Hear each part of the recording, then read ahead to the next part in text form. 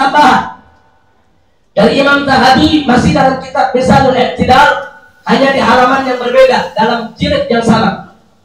Beliau mengatakan, ikhtalafan nas fi riwayat Rafidah ala thalathati aqwal.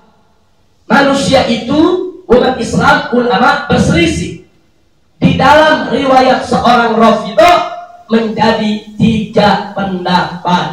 Riwayat Rafidah ada 3 pendapat. Kata Imam Zahabi yang pertama, al-mana mutlaqan, menolak sama sekali. Jadi ada kelompok ulama Ahlus Sunnah berpendapat bahwa riwayat Rafidah tolak sama sekali. Itu kelompok yang pertama. Kelompok yang kedua, wathani at-tarkhis mutlaqan. Yang kedua, at-tarkhis, artinya dia memberikan rukhsah, boleh menerima riwayat Rafidah sekalipun, terima. Karena memang riwayat itu bisa dipertanggungjawabkan, terima. Tarkhisnya mutlaqan, terima riwayat Rafidah, nggak beda dengan riwayat-riwayat yang lainnya. Ini kelompok kedua.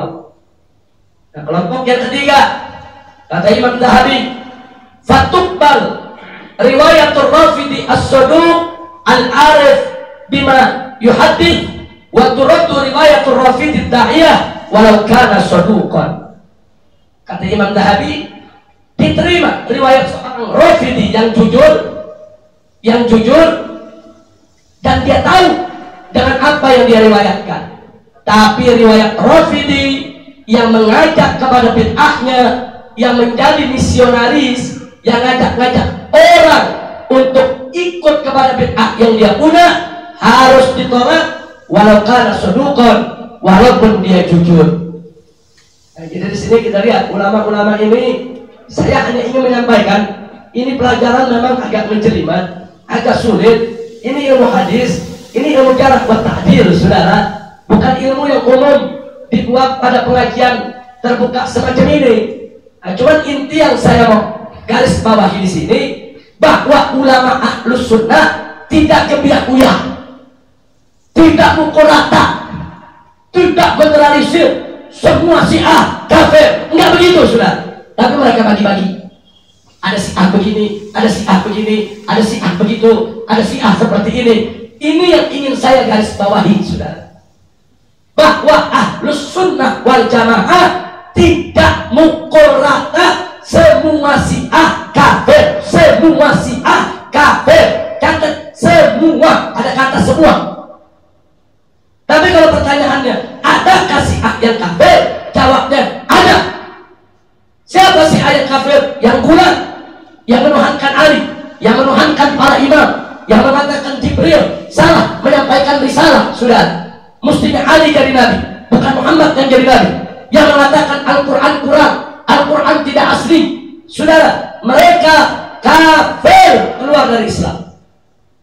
Jadi kalau saya ditanya, adakah Syiah yang kafir? Ada, saudara. Tapi kalau saya ditanya, apakah semua Syiah kafir? Jawabnya tidak. Ini jangan diprinter-printer dulu, saudara.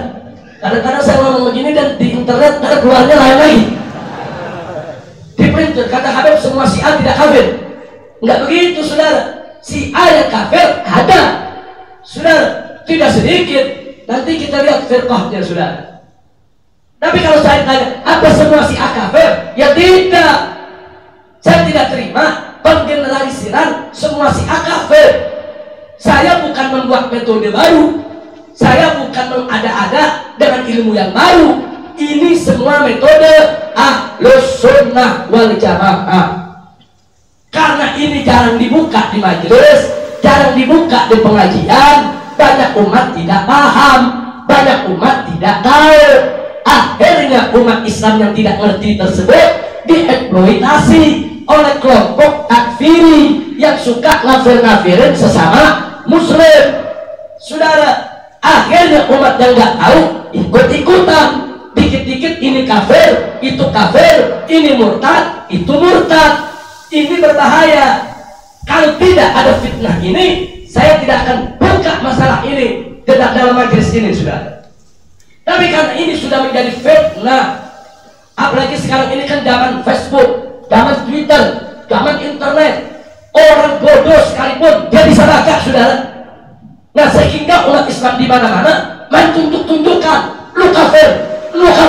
dia kafir.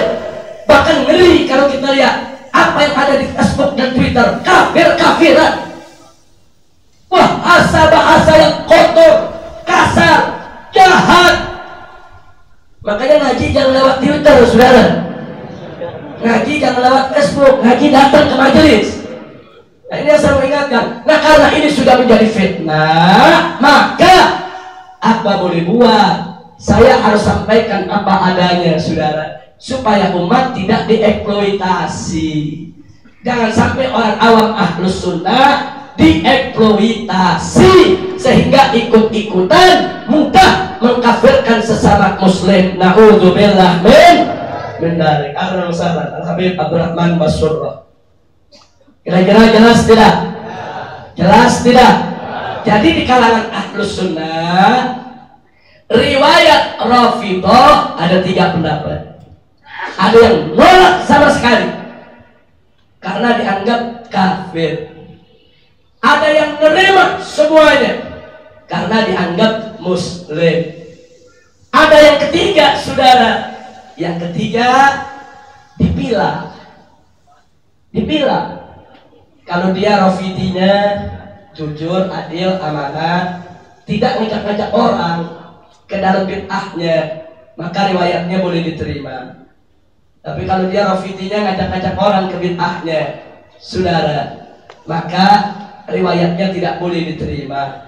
Nah, kebanyakan ahlus sunnah ikut pendapat yang ketiga, saudara. Jumhur ikut yang ketiga, tidak nerima secara mutlak, tidak nolak secara mutlak. Tapi lihat kadar Rafidinya bagaimana. Nah, ini kadarnya berapa persen Rafidinya? Ada kadarnya, saudara. Ya, yang kadar garamnya dikit kan nggak asin, saudara. Tapi kalau garamnya kebanyakan kan asin, lepek, saudara. Nah, jadi ulama-ulama dilihat kadarnya sampai mana. Apakah dia sekedar mengedepankan Ali di antara sahabat, atau dia sampai menghina sahabat? Apakah hanya sebatas menghina, atau lebih sampai mengkafirkan, atau bagaimana? Nah, ini yang diselidiki oleh para ulama hadis di dalam menilai seorang perawi, termasuk para perawi-perawi Syiah, saudara.